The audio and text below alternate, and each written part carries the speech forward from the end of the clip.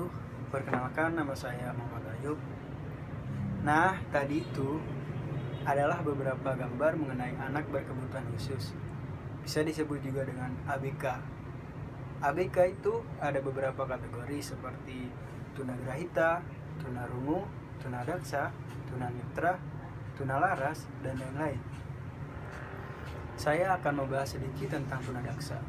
Mungkin beberapa dari kalian ada yang sudah mengetahui apa itu tunadaksa dan bagaimana kondisi mereka. Tapi kali ini saya akan membahas tentang mengenai sedikit tunadaksa. Oke, penjelasannya, tunadaksa adalah mereka yang mengalami kelainan atau cacat yang menetap pada alat gerak seperti tulang, sendi, dan otot, sehingga memerlukan pelayanan khusus pendidikan. Penggolongan tunadaksa bisa dilihat dari segi fisiknya dan segi anatominya.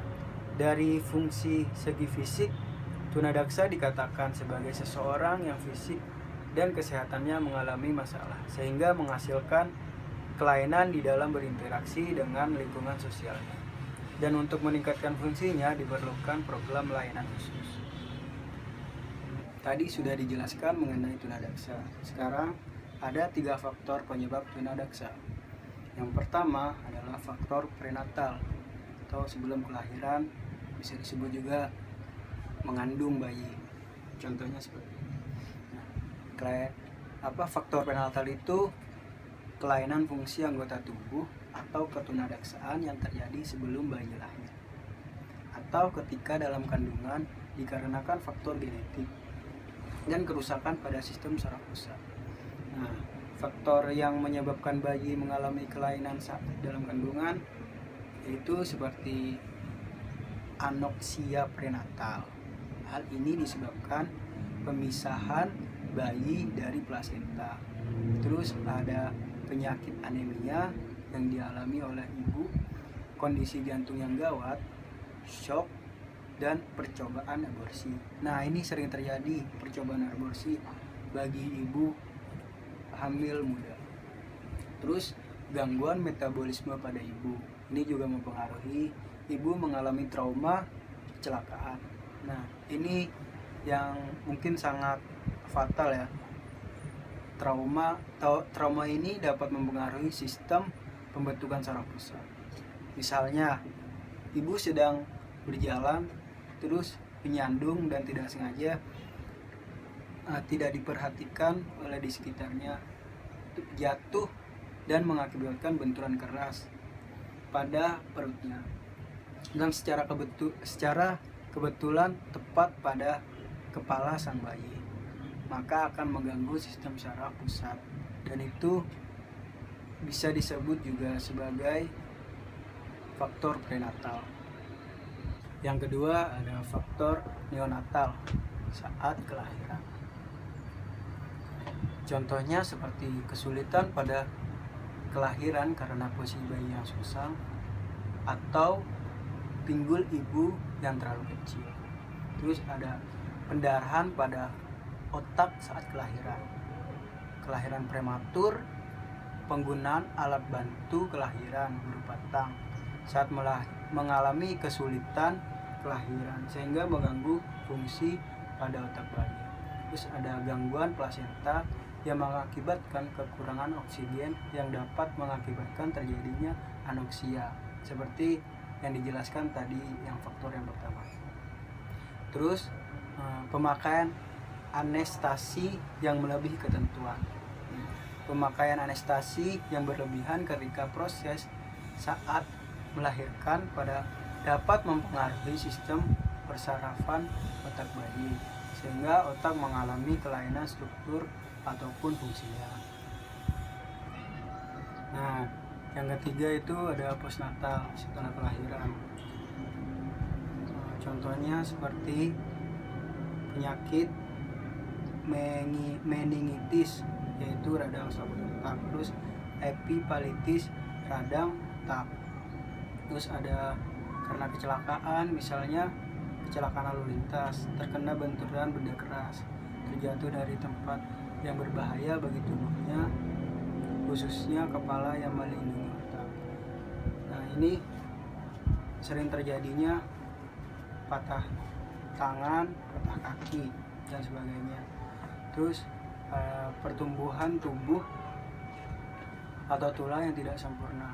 Mungkin ini ada faktor dari orang tua karena tidak memberikan gizi yang cukup terhadap anaknya, sehingga pertumbuhan tubuh dan tulangnya tidak sempurna. Nah, tadi sudah dijelaskan mengenai tunadaksa, faktor penyebab tunadaksa. Sekarang penanganan untuk tunadaksa. Yang pertama, lakukan pengawasan sedari dini agar tidak terjadinya pembulian terhadap anak tersebut. Yang kedua, tanamkan percaya diri terhadap anak agar anak dapat menerima kondisi mereka. Nah, yang ketiga, meningkatkan kedekatan emosional dengan anak. Sering memberikan rasa nyaman terhadap anak. Terus yang keempat, pelajari kebiasaan dan kesukaan mereka.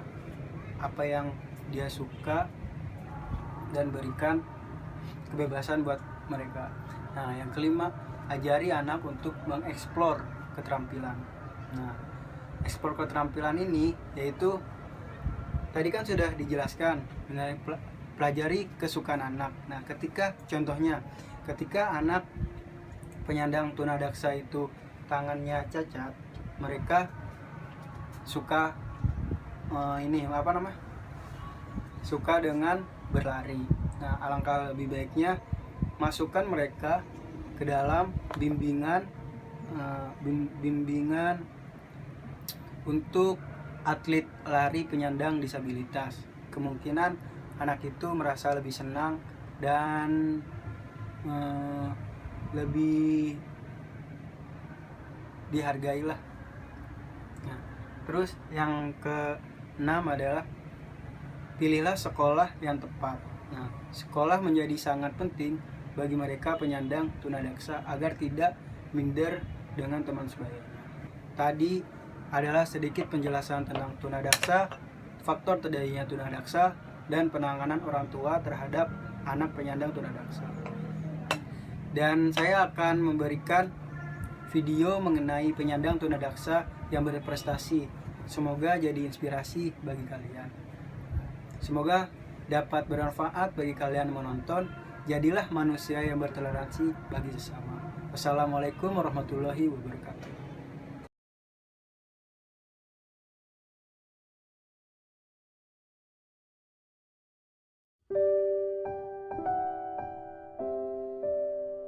Aku Nanda, atlet Paralimpik Nasional Indonesia. Aku terlahir tanpa setengah lengan kanan. Bagi sebagian orang, ini adalah titik akhir. Tapi buatku, ini adalah awalan menuju kesempatan tak terbatas.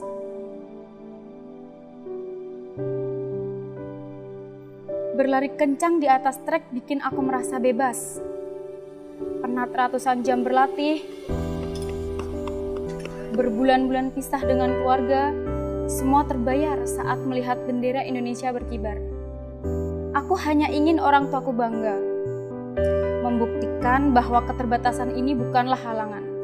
Berlari adalah hidupku, tapi aku tak mau berlari dari hidup. Kemauan, semangat, ketekunan, dan kerja keras menjadi modalku untuk raih prestasi. Yakin pada kekuatan diri, jangan pernah dibatasi.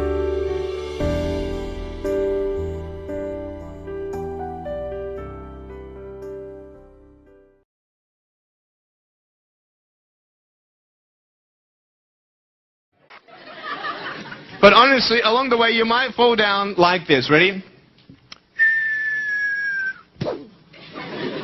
Right? Hello! Right. So what do you do when you fall down? Get back up. Everybody knows to get back up, because if I start walking, I'm not going to get anywhere. But I tell you, there are some times in life where you fall down and you feel like you don't have the strength to get back up. Do you think you have hope? Because I tell you, I'm down here, face down, and I have no arms, no legs. It should be impossible for me to get back up, but it's not. You see, I will try 100 times to get up, and if I fail 100 times, if I fail and I give up, do you think that I'm ever going to get up? No. But if I fail, I try again, and again, and again. But I just want you to know that it's not the end. It matters how you're going to finish. Are you going to finish strong? And you will find that strength to get back up like this.